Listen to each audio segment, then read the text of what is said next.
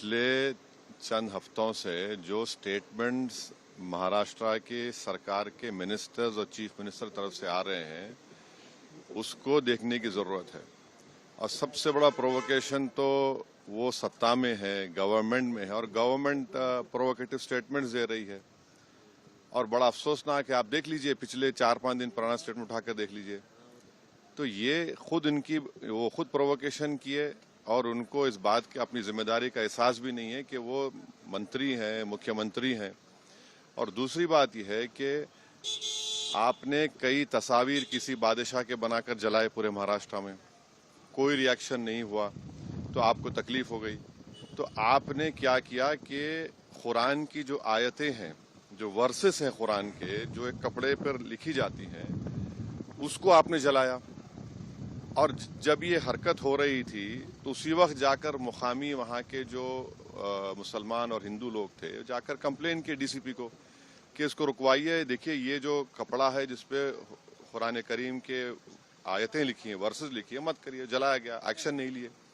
उसके बाद शाम में ये सब चीजें हुई। मैं उसका कंडेम करता हूँ वायलेंस का, मगर इसको टोटल देखिए आप कि जो स्टेटमेंट्स एमिनेट हुए हैं, जो स्टेटमेंट दिए गए हैं मिनिस्टर्स की तरफ से, अभी भी दिए जा रहे हैं, भाई आप रूल ऑफ लॉ को फॉलो करिए ना।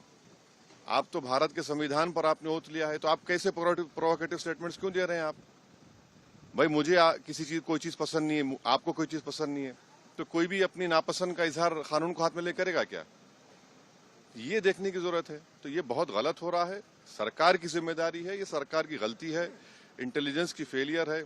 उस जगह जहां से महाराष्ट्र के मुख्यमंत्री आते हैं, और ये जो वायलेंस हुआ है हमारे केंद्र मंत्री के घर के करीब है पूरा, ये बड़ी गलत बात हो रही है।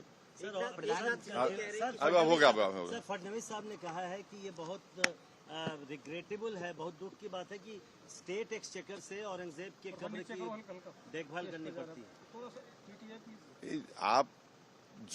आप सत्ता में हैं, आपके जो आइडियोलॉजी है उसको बाजू रखिए। आपकी आइडियोलॉजी होने चाहिए भारत का कॉन्स्टिट्यूशन और रूल ऑफ लॉ को अपहोल्ड करना।